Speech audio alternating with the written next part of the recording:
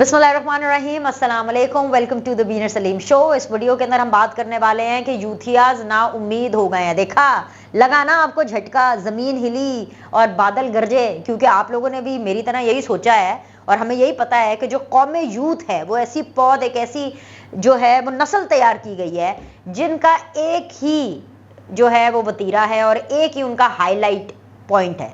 और जो उनका हाई पॉइंट है वो ये है कि भाईजान ढिटाई में, कौम यूथ को ढिटाई में वो मनसब हासिल है जो इससे पहले और इसके बाद भी किसी को हासिल नहीं होगा। अब एक बंदा ढीठ हो, ऊपर से बदतमीज हो, तो वो नाउमीद कैसे हो सकता है? बात तो है, लेकिन हो गए हैं भाई वो नाउमीद। वैसे तो उनको नाउमीद नहीं होना चाहिए, क्योंकि नाउमीदी तो हमारे मजहब में भी नहीं है।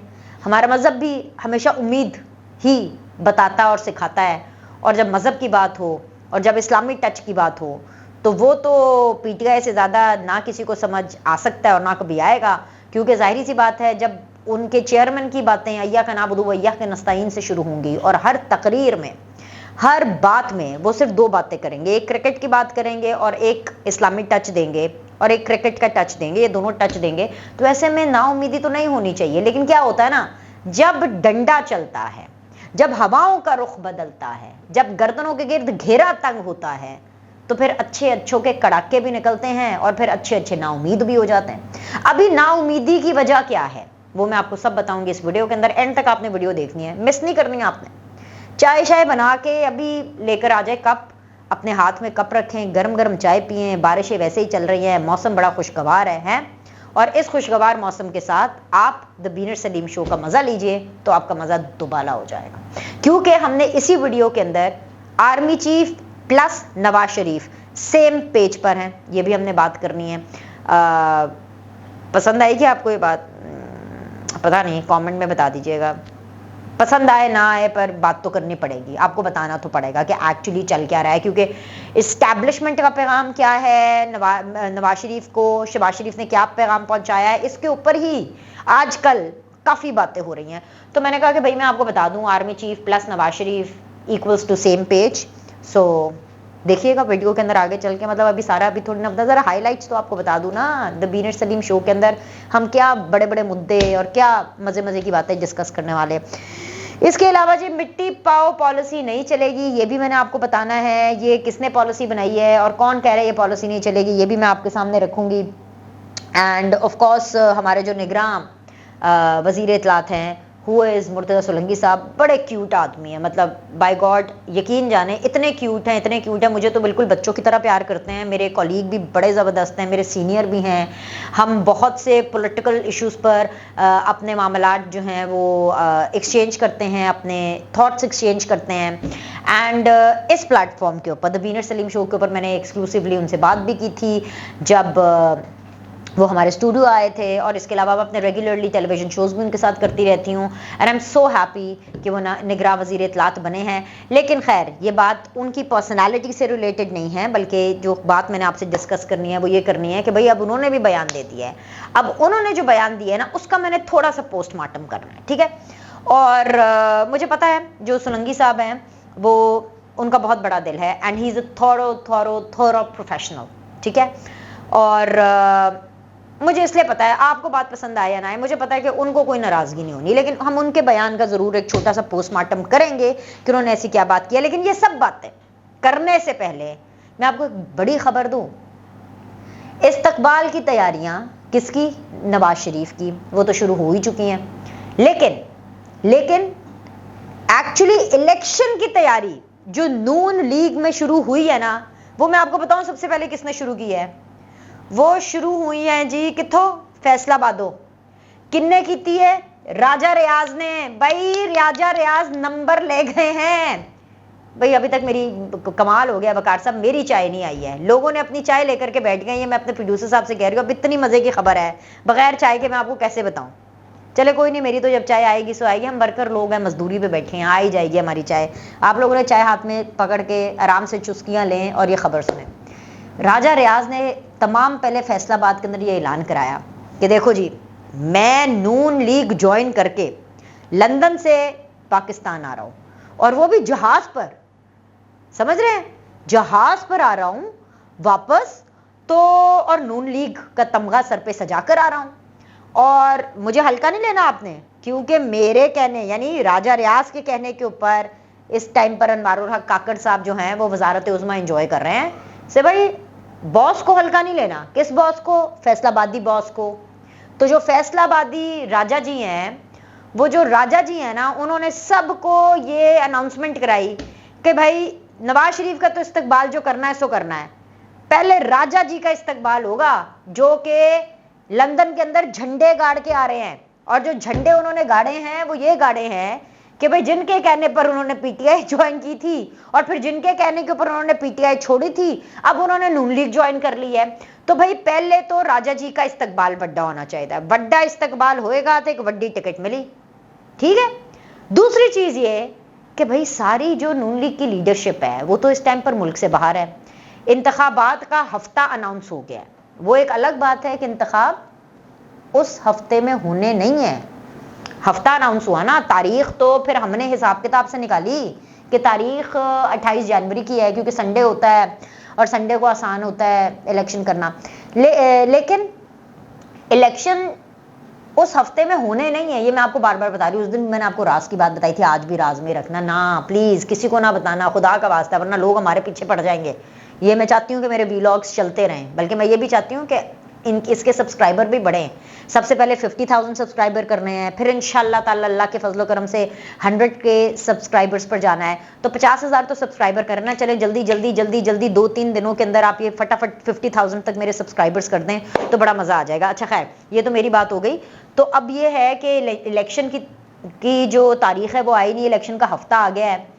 तो ऐसे में PMLN के बड़े लोग हैं ही नहीं, ना हमजा है, ना मरियम है, ना शहबाज शरीफ है, नवाज शरीफ है, ना इसाक डार साहब हैं। इसके अलावा और भी 12-15 लोग जो हैं वो लंदन गए हुए हैं। तो राजा जी ले गए हैं नंबर, क्योंकि राजा जी इन सबसे पहले अनाउंसमेंट करके ना सिर्फ फैसलाबाद गज वज कर पहुंचे, बल्कि उन्होंने सबसे पहले इलेक्शन कैंपेनिंग नून लीग की शुरू करनी है। तो कैसा लगेगा, बड़ी बड़ी खबर अगर ये फट्टे मार के चले कि नून लीग की इलेक्शन कैंपेनिंग का आगाज राजा जी ने किया। आय हाय हाय, चाय का मजा आया कि नहीं आया है ना। अब तो चाय के अंदर से चॉकलेट की भी स्मेल आ रही होगी आपको, तो मैंने कहा चले आपका मूड जरा अच्छा कर देती हूँ। एक तो ये खबर है। दूसरी चीज, अब आ जाते हैं जी हम, अब क्योंकि मियाँ साहब की बात हो रही है तो मियाँ साहब की कर लें। नून लीग की जो बातें हो रही है, नून लीग की बात हो तो मियाँ साहब की बात है ना, तो पहले नून लीग का चैप्टर जरा मुका लेते हैं।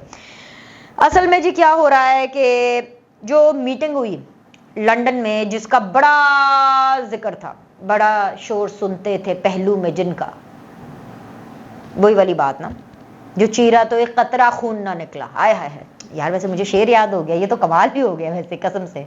अच्छा 19-20 हो गया हो तो माफ कर दीजिएगा, क्योंकि मुझे शेर व शायरी याद नहीं रहती, लेकिन एकदम से ये दिल से निकला है, कसम से दिल से निकला है, क्योंकि मीटिंग में यही हुआ है। मीटिंग में क्या हुआ है, नशिस्तन गुफ्तन बर्खास्तन, यानी कि खाया पिया कुछ नहीं, ग्लास तोड़ा 12 ने, सबने कहा, हम भी यही कह रहे थे, मुझे भी लग रहा था बड़ी मीटिंग है ये, मियाँ साहब, मरियम नवाज, मतलब शहबाज शरीफ साहब, इसहाक डार, और फिर शहबाज शरीफ साहब के साहबजादों के बगैर तो कोई मीटिंग हो ही नहीं सकती है। मरियम नवाज के बगैर मीटिंगें होती हैं लंदन में, लेकिन शहबाज शरीफ साहब के साहबजादों के बगैर कोई मीटिंग नहीं होती। वो फिर उसके बाद हमने देखा कि और भी जो कारकुनान थे गए थे, मैं रुहेल असगर साहब को देख रही थी, वो बड़ा देसी लिबास में शलवार कुर्ता पहनकर वहाँ पे गए थे। अच्छा लगा कि अपनी जो आइडेंटिटी है उन्होंने लंदन में जाकर के भी नहीं खोई, वो वहाँ पर मौजूद थे। आबिद शेर अली साहब वैसे भी खैर मोस्टली लंदन में रहते, लेकिन वो भी थे। इसके अलावा और भी बड़े लोग वहाँ पर गए हुए थे। हेवन सेड दैट, लगा के जी कोई बड़ी खबर आएगी, तो उसकी कोई खबर नहीं आई। इसका मतलब है कि उस मीटिंग में कुछ खबर लायक हुआ ही नहीं, क्योंकि असल मीटिंग क्या थी, जो मैंने आपको अपनी पिछली वीडियो में बताया था कि असल मीटिंग वो थी जो शरीफ परिवार ने नाश्ते की मेज पर की थी। समझ आ गई आपको। लेकिन अभी क्योंकि सब लंदन में ही हैं, तो अगर इस वीडियो में नहीं बड़ी खबर आई, उस मीटिंग में नहीं आई, किसी और में आ जाएगी, उससे अगली में आ जाएगी, उससे अगली में आ जाएगी। तो एक तो सबसे बड़ी खबर यह है कि वो जो मीटिंग हुई थी ना, बड़े लश्के पश्के तमाम मीडिया चैनल्स ने अपने अपने नुमाइंदे वहां खड़े कर दिए नवाज शरीफ साहब के ऑफिस के बाहर, मतलब बेसिकली उनके बेटे के ऑफिस के बाहर।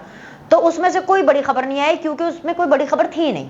उसमें कुछ ऐसी चीजें डिस्कस हुई नहीं है, वही चीजें, वही 2 जर्नल, वही 4 जजेस और वही चीजें। बट असल चीज ये है जो अब मैं आपको बताने वाली हूँ कि आर्मी चीफ और नवाज शरीफ साहब सेम पेज पर हैं।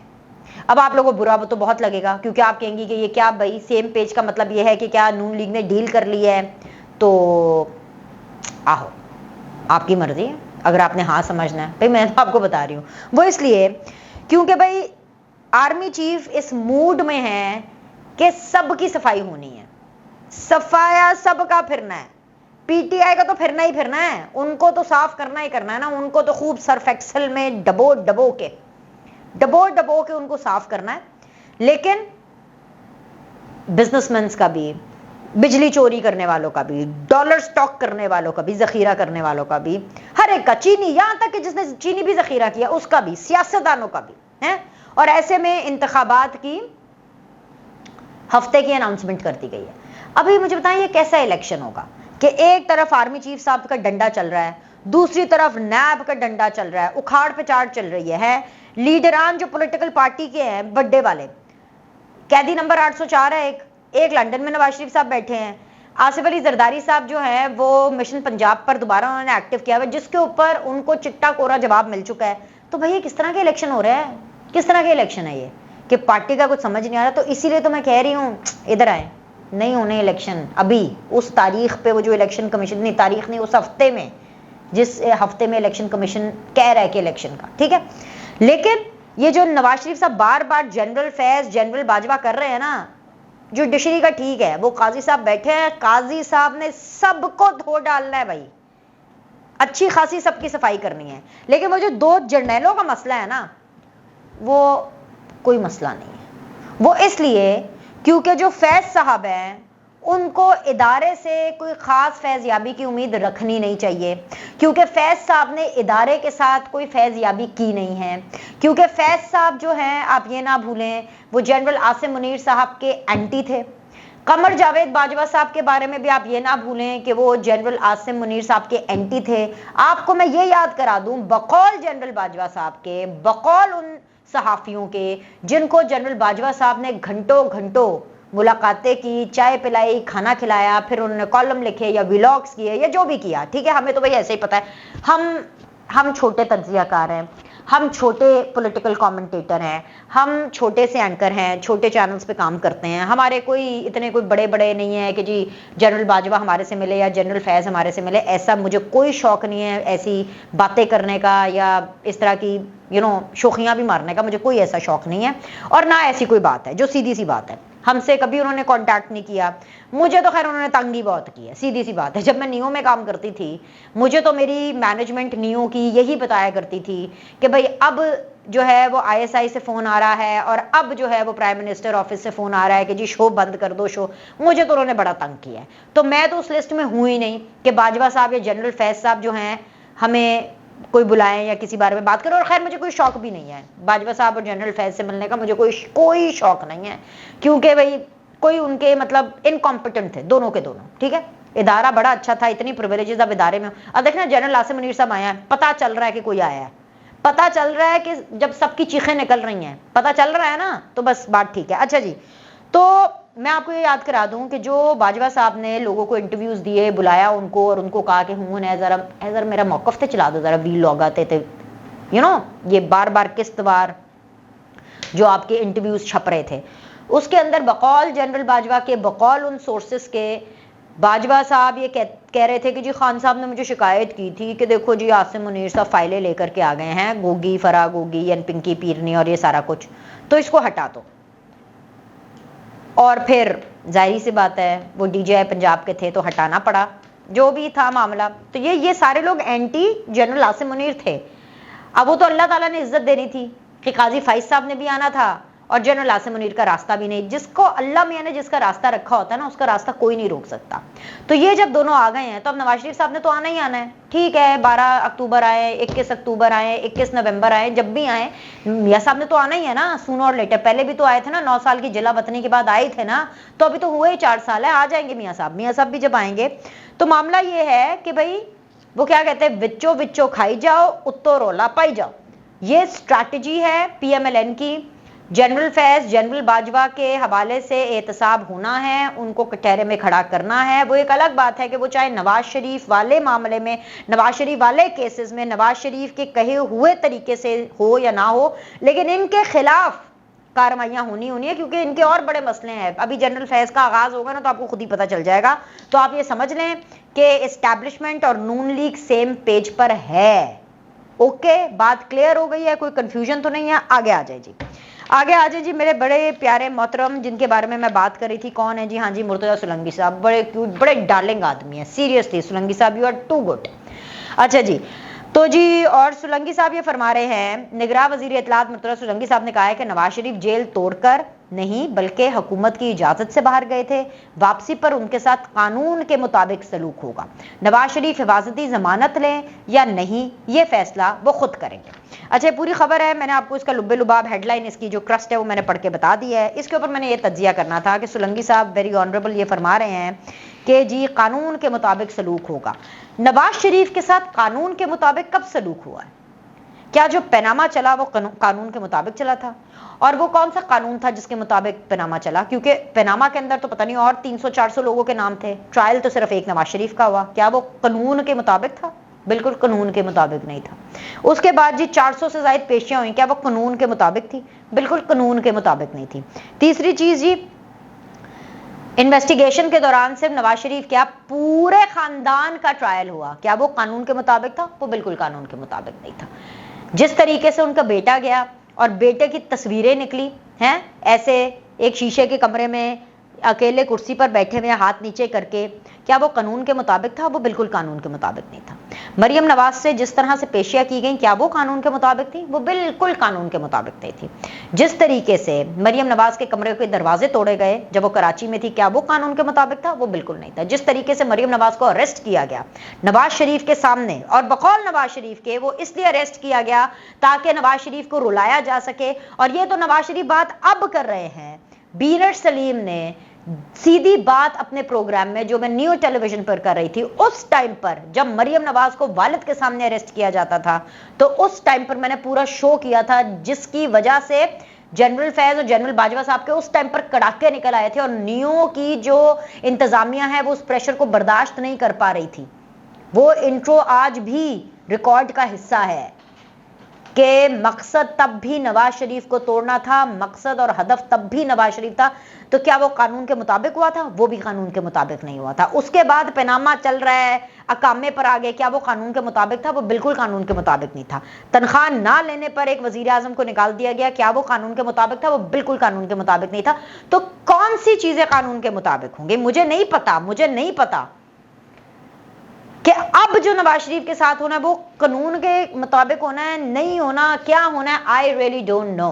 सो ये मैंने इस बात पे जरूर करना था कि कानून के हवाले से, टू बी वेरी ऑनेस्ट, इसका सुलंगी साहब से तो कोई ताल्लुक नहीं है, उनकी पोजीशन से आप जरूर कह सकते हैं, बिकॉज वो निगरान वजीर इत्तलात हैं और उनके बयान को बहुत से लोग कोट कर रहे हैं। सो ये मेरा जवाब सुलंगी साहब को नहीं, बल्कि ये मेरा जवाब उन लोगों को है जो कि सुलंगी साहब का बयान को कोट करके कह रहे हैं कि देखा जी, मियां साहब जब आएंगे तो उनको तो जेल जाना पड़ेगा क्योंकि कानून के मुताबिक। व्हाट कानून आर यू टॉकिंग अबाउट?